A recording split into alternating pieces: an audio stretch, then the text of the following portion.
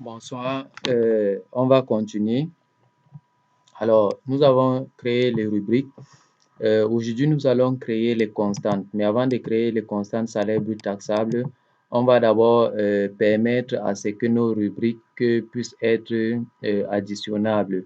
Pour le moment, si on prend on ne peut pas, par exemple, additionner, j'ai dit n'importe quoi, indemnité de transport et prime de poste. Pourquoi? Parce que ce sont des rubriques. Donc, pour pouvoir faire cette addition-là, il va falloir créer une constante qui va s'appeler prime de poste et qui va reprendre cette rubrique-là. Donc, on va créer des constantes de type rubrique pour reprendre toutes nos rubriques. Donc, on va reprendre toutes nos rubriques dans les constantes pour pouvoir faire des calculs. Parce que retenez une seule chose, on ne peut pas faire des calculs à partir des rubriques. Par contre, on peut créer des constantes qui reprennent ces rubriques-là pour pour effectuer des calculs. Donc ça, c'est la logique. Donc, on va, sans toutefois attendre, aller dans liste constante. Donc ici, on va reprendre toutes nos rubriques qu'on a eu à créer. Donc ici, pour les constantes, par contre, vous remarquez qu'il y a déjà des constantes prédéfinies. Je vais essayer de vous expliquer, et pas vous expliquer, mais vous donner quelques constantes qui sont déjà prédéfinies dans ça. Il y a par exemple le salaire de base qui est très important. Donc ça, c'est une constante qui est déjà définie. Donc on n'a pas par exemple besoin de reprendre le salaire de base mensuel. Il y a encore quoi d'autre? Donc je vais profiter pour faire quelque chose. Donc je reviens dans liste rubrique. Donc vu que le salaire de base est défini, alors on va faire de telle sorte que notre rubrique reprenne cette constante-là. Donc vous pouvez faire des constantes qui reprennent des rubriques et des rubriques qui reprennent des constantes. Donc ça, c'est aussi possible. Donc on va cliquer sur liste rubrique. On va chercher notre salaire de base. Donc voici notre salaire de base. Je double-clique. Et puis je viens dans élément constitutif. Vu que nous avons une constante qui représente le salaire de base, alors nous allons venir ici dans montant et puis zoomer ici. Donc il y a un bouton de zoom, on clique dessus et on a accès à toutes les constantes et on cherche une constante qui s'appelle salle base. Donc je vais faire une recherche ici, salle base. Je mets OK. Je descends un peu, voilà, on a salaire de base, je double-clique.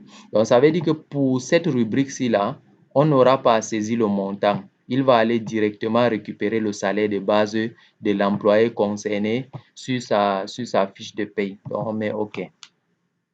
Donc ça, c'était une petite subtilité. Donc je vais aussi profiter pour vous expliquer quelques autres constantes qui seront importantes.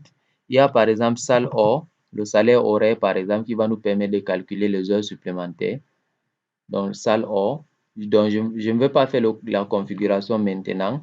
Le moment opportun, on va l'utiliser. Ça, c'est le salaire horaire. C'est-à-dire, ici, c'est déjà calculé. Il permet de faire le salaire de base divisé par 173,33. Donc, il y a des constantes comme ça qui sont prédéfinies. Il y a aussi des constantes individuelles. Quand vous voyez ici, le type est individuel, ça veut dire que c'est individuel à chaque salarié. On est d'accord? Je pense que salle base était aussi individuel. On va chercher pour voir cela.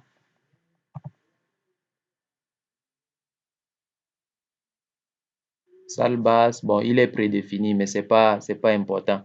Donc, il y a également la constante brute. La constante brute, je pense qu'il y a la constante, voilà, il y a la constante brute. Cette constante, elle, si vous double-cliquez, vous ne comprendrez pas ce qu'il y a à l'intérieur. Cette constante permet de sommer toutes les rubriques de type brut. Donc, quand une rubrique est de type brut, elle va se retrouver dans cette constante-là. Donc, vous n'aurez pas à calculer vous-même le total brut. Quoi d'autre encore? Quoi d'autre? Voilà, il y a la constante absence aussi qui est déjà prédéfinie.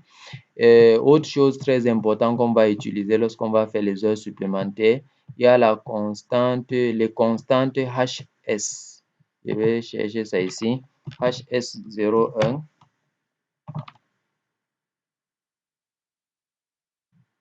Voilà. Il y a les constantes HS. Voilà. Par exemple, nous, on a créé les rubriques qui s'appelait R supplémentaire à 120, 1 supplémentaire à 130, 140 et autres. On a des constantes pour ça. Donc, on a les heures supplémentaires déjà ici. Donc, quand le besoin va se présenter, on va utiliser ces constantes-là plutôt que de créer nos propres constantes. Donc, ici, dans notre fiche, ce n'est pas toutes les rubriques qui feront l'objet d'une reprise en termes de constantes. Par exemple, les heures supplémentaires, tout ça là, on ne va pas reprendre ça dans les constantes parce qu'il y a des constantes qui existent déjà. Donc, je vais mettre un rouge là-dessus. Dans le moment opportun, nous allons revenir pour mieux expliquer pourquoi est-ce que nous n'allons pas créer de constantes pour ces éléments-ci là. Par contre, pour les autres, on va créer nos constantes. Donc, sans toutefois attendre, on va donc commencer la création de nos constantes. Vous pouvez parcourir cette liste-là pour découvrir les constantes qui existent afin de vous épargner de faire des calculs vous-même. Vous pouvez récupérer le nombre de jours d'absence, paternité, de maladie, bref, toutes les constantes prédéfinies là, vous pouvez les récupérer pour faire des calculs. L'ancienneté dans le poste, dans la société, dans la profession. Par exemple, lorsqu'on va calculer l'ancienneté du salarié, on va utiliser l'ancienneté dans la société. C'est cette constante-là qui va nous retourner la valeur de l'ancienneté. En fait, le nombre d'ancienneté ou bien le nombre d'années que le salarié aura fait ou bien aurait fait dans la société. Donc, pour ce qui est des types pour ce qui est des constantes, il y a également des types. Donc, je vais revenir pour expliquer tout ça. Il y a les constantes. Bref, je profite pour expliquer. Là, on va enchaîner avec la création dans la prochaine vidéo. Donc, il y a les constantes de type calcul. Par exemple, ça, c'est des constantes. Lorsque je vais essayer d'ouvrir l'un, c'est des constantes qui font des calculs. Je vais ouvrir un peu plus compliqué. Celui-ci, par exemple. Voilà, vous voyez celui-ci. Celui-ci, c'est une constante qui permet de calculer le brut horaire. Il est visible.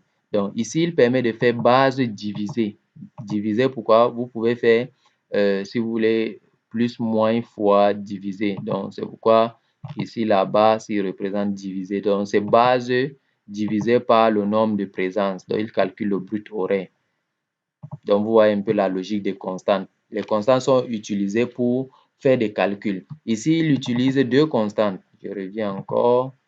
Là, je vais fermer. Brut horaire. Donc, ici, il utilise deux constantes. La constante base hors et la constante présence. Donc, lorsque je zoome ici, j'ai base hors qui est une constante. Vous voyez bien que c'est dans la liste des constantes. Et aussi, la constante présence. Donc, comme j'ai dit dans la définition, la constante, on va utiliser plusieurs constantes pour faire des calculs. Donc, on va agencer des constantes pour faire des calculs. De même, on pouvait faire base divisée par exemple par 30 en insérant une valeur. Donc, c'est possible de diviser, de faire des calculs avec des valeurs aussi qui ne sont pas des constantes. Donc, je mets OK. Là, c'est les constantes de type calcul qui vont nous permettre de faire cela. Donc, vous pouvez prendre quoi? Total jours ouvrés, par exemple, permet de calculer le nombre total de jours ouvrés. En faisant jours ouvrés moins, bon, là, je ne comprends pas. Il n'est pas nécessaire de tout comprendre cela parce que déjà, les constantes prédéfinies sont faites généralement par sage et vous pouvez facilement les réutiliser. Donc, vous avez les constantes de type test. Les constantes de type test, par exemple, je veux prendre fin. Voilà, ça c'est des constantes qui permettent de tester par exemple, est-ce que la date valorem, bon, la constante date valorem est égale à la constante date fin. Si oui, on met fin jour égale à 1, sinon on met fin jour égale à 0. Ça, c'est les constantes qui permettent de faire si. Pour ceux qui connaissent, par exemple, Excel, ils savent très bien qu'il y a une fonction si. Donc, voyez les constantes de type test comme les constantes qui vous permettront de faire les si, non et autres. Donc, vous avez la constante de type tranche. Les constantes de type tranche vous permettront, par exemple, de paramétrer les redevances audiovisuelles qui sont en tranche. Là, vous avez deux tranches. Donc, pour les redevances audiovisuelles, vous pouvez avoir jusqu'à 10 ou 20 tranches. Donc, pour chaque tranche, vous faites une vérification. Par exemple, ici, on vérifie le décompte, on vérifie une constante qui s'appelle décompte jour et on vérifie si ce décompte jour est inférieur à 0. Si c'est inférieur à 0, alors on prend EV jour ouvré. Donc, ne faites pas attention au nom des constantes. Donc, c'est une nom donnée juste pour représenter la constante.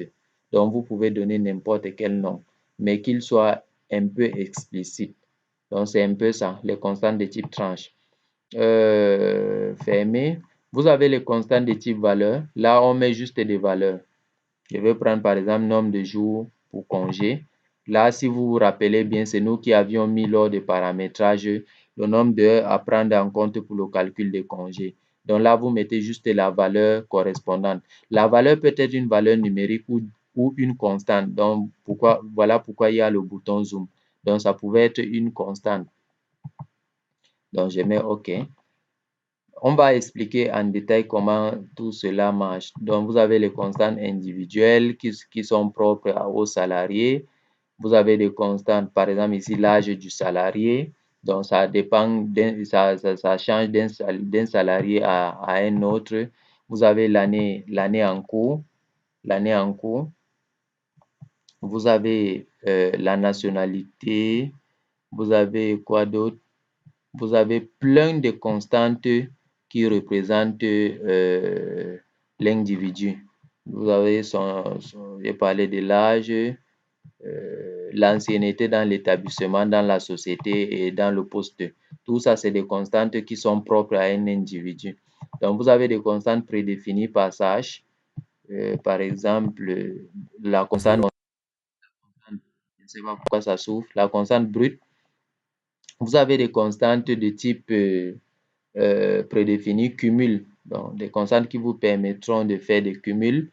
On va pas tout voir, hein, on va pas tout voir, j'explique. Il y a alors les constantes de type rubrique, c'est-à-dire des constantes qui vont reprendre des rubriques. Donc, c'est ça qu'on va utiliser pour reprendre nos rubriques, afin que nos rubriques soient aussi accessibles pour faire des calculs. Donc, on pourra additionner, par exemple, deux rubriques.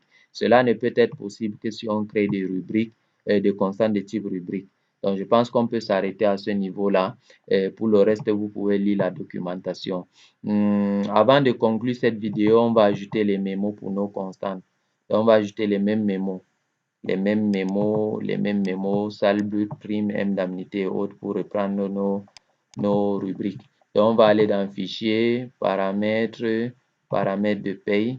Et puis, ça vient. Ma machine RAM, il y a beaucoup de programmes qui s'exécutent en arrière. Donc, format, rubrique, on va aller dans constante. Donc, on va reprendre les mêmes, brut, prime, indem, AN, pour avantage en nature, salle. Donc, on va dire OK. Et puis, on va venir sur constante. Et on a ici nos primes, nos bruts, nos primes, nos indemnités, nos allocations, nos avantages en nature et nos salles. Ça, c'est pour ce qui est des constantes. Donc, on va les classer aussi. Donc, on va arrêter cette vidéo à ce niveau. Et dans la suite, on va continuer avec la création de nos constantes de type rubrique. Par la suite, on verra comment créer les constantes de type test, calcul, tranche et autres pour nos différents besoins. Donc, je vais vous dire à la prochaine vidéo.